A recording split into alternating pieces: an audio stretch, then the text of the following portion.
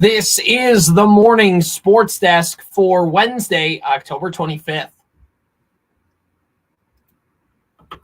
Corey, we had a doubleheader, if you will, of high school football yesterday on our stations, and you got to go over to V-Town yesterday. I did. As a matter of fact, saw a really nice football game. Is V-Town what everyone calls it? I don't know. Have I been here for 10 years and learned right now that people call it V-Town? I don't know. Try to spice it up a little bit here. Oh, I see what it is. Okay, Yeah, that's yeah. fine. Really nice football game yesterday, CJ. Verndale edges Sabika 26-22, and it was it was a fast-paced football game. There were at times where it appeared as if the forward pass hadn't even been invented yet. Both teams kept it strictly. I think there were 4 total passes thrown in the game. 3 yards in a cloud of dust, I say. Pretty much is how it went. And the game was back and forth. Verndale led for most of it. Sabika held a lead for a bit of time, but there were 2 key plays in the fourth quarter. Sabika was driving. They had a 4th down and 3 at the 35-yard line. Verndale came up with the stop, and on the very next play, 65 yards to the house, that ended up being kind of the final dagger. So Sabika was driving to take the lead back, couldn't convert on the 4th down. 1 play later, it wasn't over then. Sabika actually came down and scored once more, but they needed to score and recover the onside kick and score again. Yep. And they couldn't recover the onside kick. So it was really nice. I mean, it was not a fancy football game. It was like run right, run left, run up the middle, run left. It took about 5 possessions of the football game, but both teams figured out the left side of their offensive line was kicking some hind end, and they just left side, all game long for both teams, to a tune of 26-22 final scores. Really nice football game. Not many penalties, a few turnovers only. I would watch games like that all day long. Well, I mean, it's like watching the Minnesota-Iowa game, right? Well, maybe. No, it wasn't like that, because it was efficient and not what's the word I'm looking for? 2 teams walking into walls. Yeah, those 2 teams kind of are inept. Yeah. The Gophers and Iowa. These 2 teams were, they were hampered. Verndale had 6 starters out. So they kind of, like, both teams really, I thought, executed exactly what they needed to do to give themselves a shot at winning. I know that sounds corny and oversimplified, but it's the truth. I think both teams really executed their game plans almost exactly as they would have hoped to. And Verndale got a kind of a dagger. It was a 48-yard. On 2 consecutive offensive plays, they went 48 yards for a score and 65 yards for a score. Wow. Basically the difference. So I had over on the Superstation last night, Monaga at Wadena, Deer Creek, first round of the Section 6 AA football playoffs, the only game going on in that section yesterday. It was a 4-5 matchup. And in that game, you talked about some big plays being the difference. There was some turnovers. There was some plays back and forth for both teams.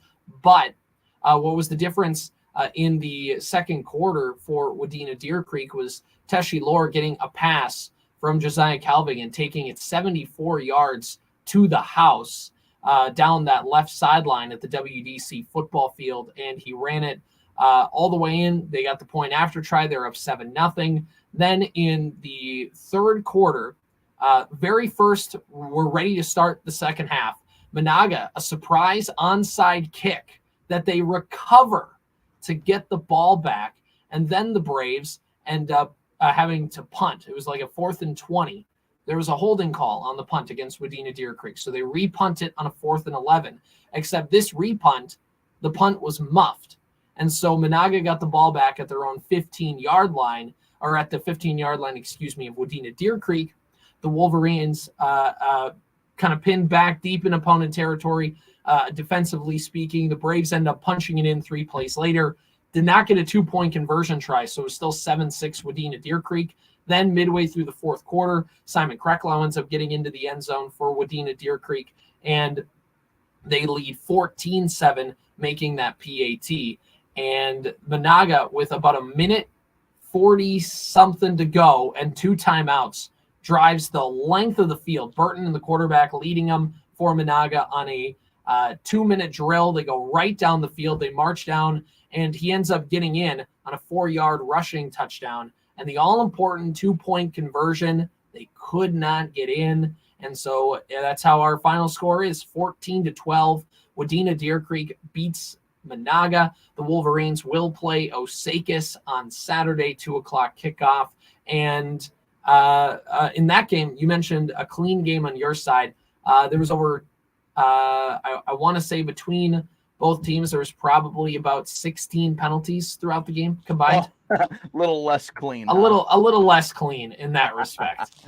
Wow. I mean, what a finish though, huh? Yeah. I had wrapped up already in Verndale and was in the car on my way back to the radio station, and listened to the end of it, and actually was in the parking lot here to hear that final. I heard that final drive. There was at one point, really funny. Was it a one-handed catch? Yeah. And can I give you as close to I can a replication of the play-by-play call between you and Dirk? Yeah. I think I know where you're going with this. All right. So there's a ball that's thrown up, and back to back I hear oh because it was such an unbelievable catch, and it was I'm laughing at that because those were the back-to-back sounds, but it totally caught the moment of like, I can't believe he caught that. Well, and that's funny because Hendrickson, the receiver for Monaga, his momentum was taken towards the middle of the field, and his momentum was taken towards the middle of the field, and he just kind of extends his arm back towards the sideline and just kind of corrals that ball back in. It was a great catch, and it kept their drive alive. It got him a first down. The clock stopped. They also had there was a nice catch that got him inside the 5, and he caught it out of bounds. Like, the name of the receiver escapes me, but he caught it just right inside the 5, right on that sideline. All he needed to do was get 1 foot down, and he did. It was a fun ending to that game. That's for sure. Good. We're back at it tonight with more playoff volleyball on the schedule. I guess I'll run through and preview my game first, if you don't mind. I have Section 6A volleyball tonight on the Superstation K106. The Henning Hornets will play host to the New York Mills Eagles. The Henning Hornets come into this 6A playoff with a 15-10 overall record. They are 5-2 on their home court this season. If you look at the QRF, their rating is 95.2. That is a class rank of 41st in the state.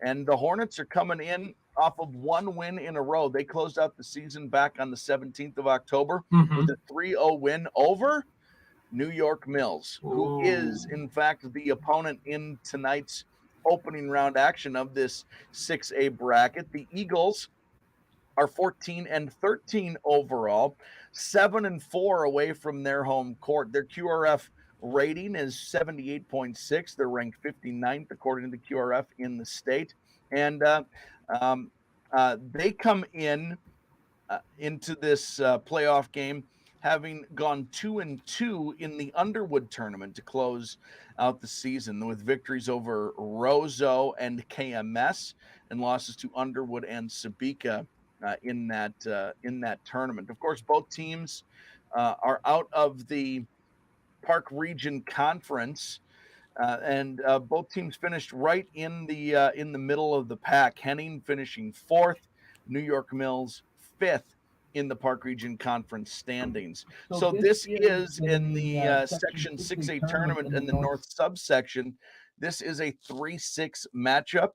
CJ, Henning, the host team, the 3 seed New York Mills, the 6 seed. Last night, the 7 seed Norman County East Hewlin Hitterdal beat Lake Park Audubon. They will be at, or I shouldn't say last night, Monday night that happened. The Titans will be at Underwood this evening, the 2 seed. Hillcrest Lutheran Academy is the 5 seed. They're at the 4 seed Park Christian. Battle Lake on Monday beat Rothsay as an 8 seed, and they travel to Breckenridge, the top seed in the North subsection. That matchup tonight, Henning versus New York Mills, will have a 6:45 pregame and a 7 o'clock first serve on the Superstation K106. That's 105.9 FM.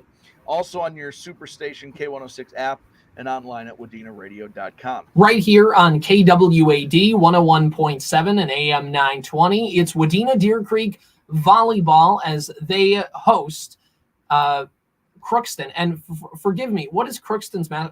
Is it Pirates? Pirates, yeah. Pirates, okay, cool. You never know if it's Pirates, Buccaneers, if it's the Swashbucklers, I don't think anybody is called the Swashbucklers, and let me tell you, they should be. I was going to say, there should definitely be a team called the Swashbucklers. Let's convince 2 schools to consolidate and become the Swashbucklers. Please. But 2 schools that have no right consolidating. Like it would make no logical sense for them to do it. Right. Let's get like a let's get a Sabika Browerville merger here, and let's and they can be the Swashbucklers. Yeah, that's perfect. Yeah, exactly. The S in Sabika can be the Swash, and the B for Browerville can be the Buckler. Oh. It really makes all the sense in the world. Believe it or not, this was not pre-planned. This conversation just happened off the spur of imagination. I would also like to throw out the quick disclaimer for Sabika and Browerville Eagle Valley and both of those communities that we're kidding. You can keep your own school. That's Good. fine. Yeah, Corey. Maybe we should pick like Wyndham and Fulda or something like that. How about we get I Falls and St. Cloud Tech? Yeah, perfect. Yeah, let's go.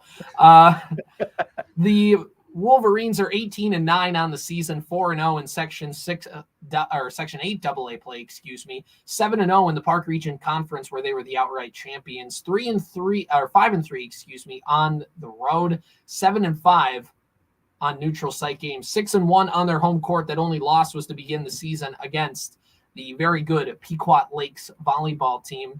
The Wolverines in last action went 2-2 in the Moorhead tournament, and right now they're ranked 23rd in Class 2A as they get ready for their tournament here. For Crookston, they're 2-20 on the season, with one of their wins coming against Mahnomen-Waban and another one also against Mahnomen-Waban, that one in a tournament play. So the Wolverines looking to try and win. Again, the Wolverines in this 8 AA bracket are the 3 seed, and Crookston is the 14 seed. And of course, with only 14 teams in the section, the top 2 teams in Hawley and East Grand Forks got a bye. So Wadena Deer Creek playing the Crookston Pirates, who are the lowest ranked team in the section heading into section play. So there you go. Anything you got to add tonight, Corey?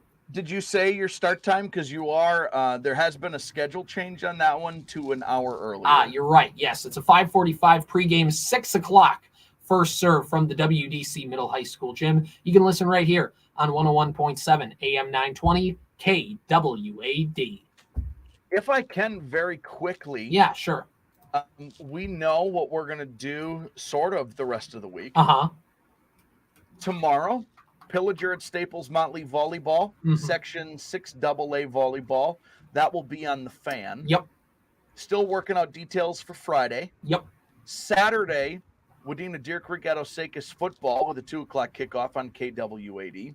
Staples Motley at Pillager football on the Fan. The Fan. So the weekend is starting to work itself out.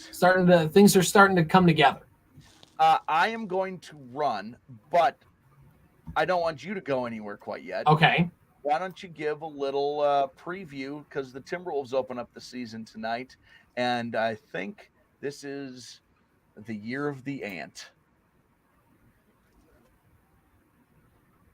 Wolves back. We the ones, Jack. The Minnesota Timberwolves getting ready to begin the season opener today. They're up in Canada to take on the Toronto Raptors. That game will start at 6:30. Yeah, the regular season is finally here. Jaden McDaniels' contract extension happened yesterday. We talked a little bit about that. You can go back to yesterday's episode to hear me and Corey's thoughts on that.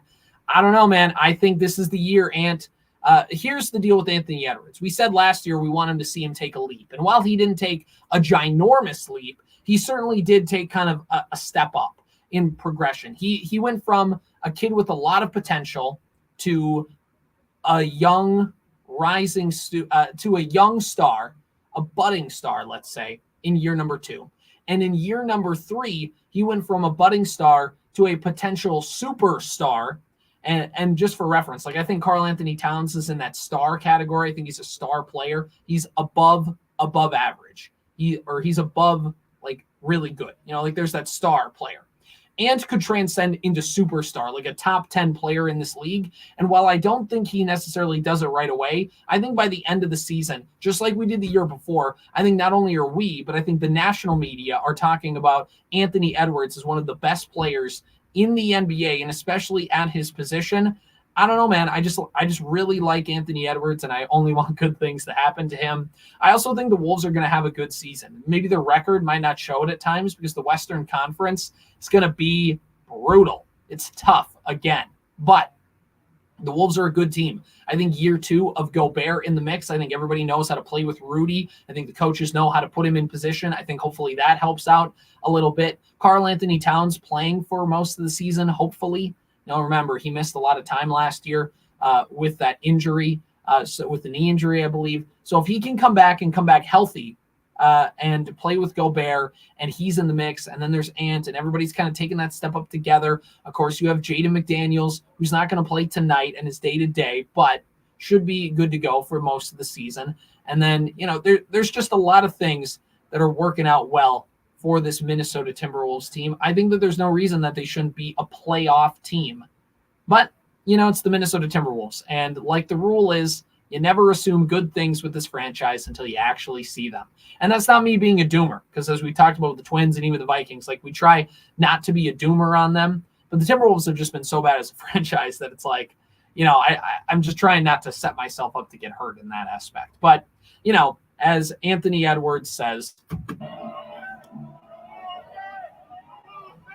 this has been the Morning Sports Desk for Wednesday, October 25th.